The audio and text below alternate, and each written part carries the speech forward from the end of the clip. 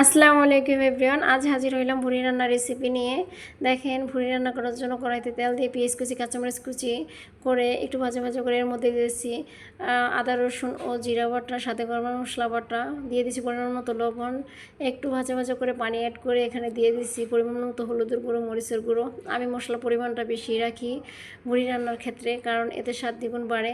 দেখেন, একটু মশলা কষানো হয়ে গেলে এর মধ্যে দিয়ে দিছি কুটে রাখা ভুড়িগুলো। দেখেন, এখন একটু সুন্দর করে কষিয়ে নিতেছি। কষানোর সাথে সাথেই সত্যি ওয়াও, অসাধারণ একটা ঘ্রাণ আসতেছে, বিশ্বাস করেন। আমার কাছে তো বেশ ভালো লাগে ভুড়ি খেতে। আপনাদের কাছে কেমন লাগে কমেন্টে জানাবেন। এখানে একটু পানি অ্যাড করে নিচ্ছি সম্পূর্ণভাবে রান্না করার জন্য। পানিটা যখন ঘন হয়ে শুকিয়ে আসবে তখন আমি ফ্রাই প্যানে একটু ভাজা ভাজা করে নেব। এখানে ফ্রাই প্যানে তেল দিয়ে আমি একটু বাচ্চাদের জন্য আলু অ্যাড করছি। আলুটাও একটু মশলা মেখে তেলে ভাজা ভাজা করে তেলের মধ্যে আমি ছেড়ে দিছি ভুড়িগুলো। দেখেন, নেড়ে চেড়ে সুন্দর করে তেলে ভাজা ভাজা করে নিতেছি। ভুড়ি রান্নাটা কমপ্লিট, চাইলে ট্রাই করতে পারেন এইভাবে।